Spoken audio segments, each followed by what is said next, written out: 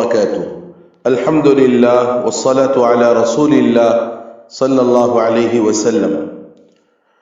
ایک مسلمان کی نظر میں دنیا کی سب سے قیمتی متاع کیا ہے؟ وہ کون سی چیز ہے جسے ہم سب سے زیادہ عزیز رکھتے ہیں، اور کس چیز کی حفاظت کے لیے اپنا سب کچھ قربان کر دینا گوارا کر سکتے ہیں؟ کیا جاہ و منصب؟ کیا صحت اور خوشحالی؟ کیا مال و منال؟ کیا اہل و عیال؟ میرے دوستو، ذرا غور کریں اور سنجیدگی سے جائزہ لیں تو ہمارا دل خود ہی گواہی دے گا کہ یہ سب چیزیں فانی اور آنی جانی ہیں۔ ہر منصب ختم ہونے والا ہے، اچھی صحت زوال پذیر ہے، مال و جائیداد ایک دن ساتھ چھوڑنے والے ہیں، اور اہل و عیال کسی بھی وقت منہ موڑنے والے ہیں۔ ہاں، مگر ایک چیز ہے جس کا اگرچہ کوئی مادی وجود نہیں، مگر وہ ہمارے سینوں میں سرمایہ گرامایا کی طرح محفوظ ہے، یعنی انتہائی قیمتی دولت ہے، جسے ہم ایمان کہتے ہیں۔ اسی ایمان کے بارے میں نبی پاک صلی اللہ علیہ وسلم نے ارشاد فرمایا، جس شخص کو ایمان کی حلاوت نصیب ہو جاتی ہے وہ آگ میں ڈالے جانے کو تو برداشت کر سکتا ہے، مگر ایمان سے دستبرداری کو گوارا نہیں کر سکتا۔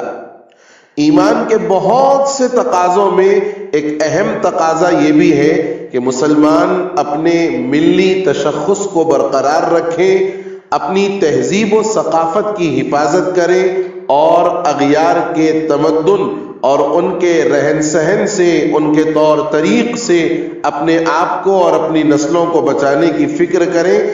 اگر مسلمان اس سلسلے میں کامیاب ہو گئے تو پھر کوئی طاقت انہیں عروج و سربلندی سے نہیں روک سکتی۔ آئیے آپ کی خدمت میں ایک اہم مسئلہ عرض کر دوں، وہ یہ کہ 25 دسمبر کی تاریخ آنے والی ہے، اور اس وقت عیسائیوں کا ایک تہوار منایا جاتا ہے جس کو کرسمس کہا جاتا ہے۔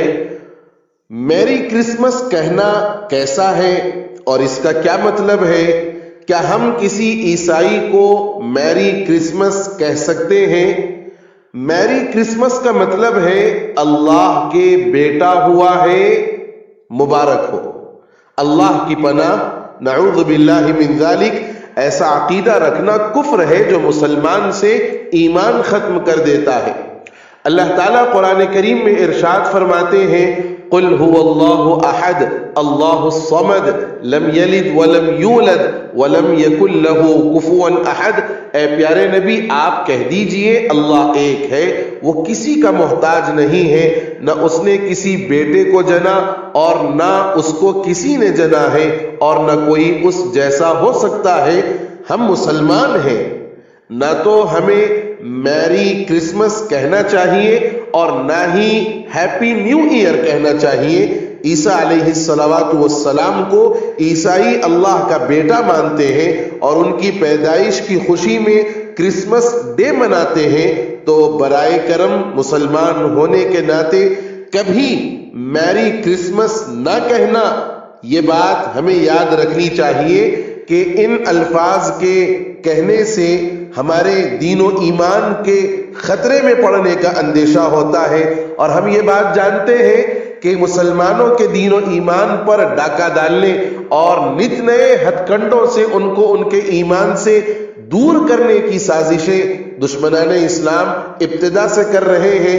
اس لیے اس وقت میں جو مسلمان ہیں ان کی ذمہ داری ہے کہ عیسائیوں کا کرسمس خالصتاً ایک کافرانہ تہوار ہے، یہ اس کفریہ ملت کی ایک باقاعدہ پہچان اور شعار ہے جو حضرت عیسیٰ کو خدا کا بیٹا کہہ کر پروردگار عالم کے ساتھ شرک کرتی ہے۔ کرسمس کے اس شرکیہ تہوار کی وجہ مناسبت ہی یہ ہے کہ ان ظالموں کے بقول اس دن خدا کا بیٹا یسوع مسیح پیدا ہوا تھا۔ بہت بڑی بات ہے جو ان کے منہ سے نکلتی ہے، نہیں بولتے یہ مگر بہتان۔ سورۃ الکہف آیت نمبر 5۔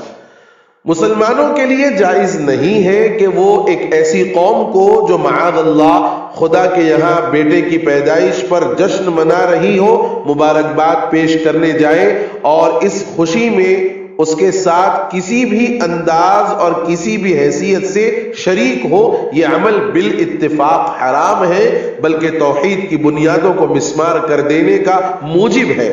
ہر مسلمان خبردار ہو، اس باطل یعنی کرسمس کی خوشیوں میں کسی بھی طرح کی شمولیت آدمی کے اپنے ایمان کے لیے خطرہ ہے۔ اس گناہ کے مرتکب پر واجب ہے کہ وہ اس سے توبہ کرے، تاہم اگر وہ اہل اسلام کے کسی حلقے میں راہبر جانا جاتا ہے تو اس کے حق میں لازم ہے کہ وہ اپنی توبہ کا کچھ چرچا بھی کرے تاکہ روز قیامت اس کو دوسروں کا بار گناہ نہ سمیٹنا پڑے۔ کرسمس جیسے شعائر کفر سے دور رہنا تو فرض ہے ہی، ایمان کا تقاضا یہ ہے کہ ایک مسلمان اس ملت کفر سے کامل بیزاری کا اظہار کرے۔ کرسمس جیسے معروف نصرانی تہوار کو محض ایک سماجی تہوار کہہ کر اس کے لیے جواز پیدا کرنا گمراہ کن نظریہ ہے اور ہمارے اسلامی تصورات اور اصطلاحات کو مسخ کرنے کی جو سرتوڑ کوششیں اس وقت ہو رہی ہیں، اہل اسلام پر ان سے خبردار رہنا واجب ہے۔ ذمیوں کے ساتھ حسن سلوک سب سے بڑھ کر صحابہ کے عہد میں ہوا ہے، مگر ان کے دین اور دینی شعائر سے بیزاری بھی سب سے بڑھ کر صحابہ کے یہاں پائی گئی ہے۔ یقیناً یہ حسن سلوک آج بھی ہم پر واجب ہے، مگر اس کے جو انداز اور اطوار طور طریقے اس وقت رائج کرائے جا رہے ہیں وہ دراصل اسلام کو منہدم کرنے کے لیے ہیں۔ اس لیے اپنی دوستی، اپنی محبت، اپنا بھائی چارہ اپنے پاس ضرور رہے، لیکن ان کے کفریہ اور شرکیہ عقائد میں خود کو شریک کر کر اپنے ایمان کو داؤ پر نہ لگایا جائے۔ اللہ ہم سبوں کو صحیح سمجھ دے اور توفیق عمل نصیب فرما دے۔ آمین۔ والسلام علیکم ورحمۃ اللہ وبرکاتہ۔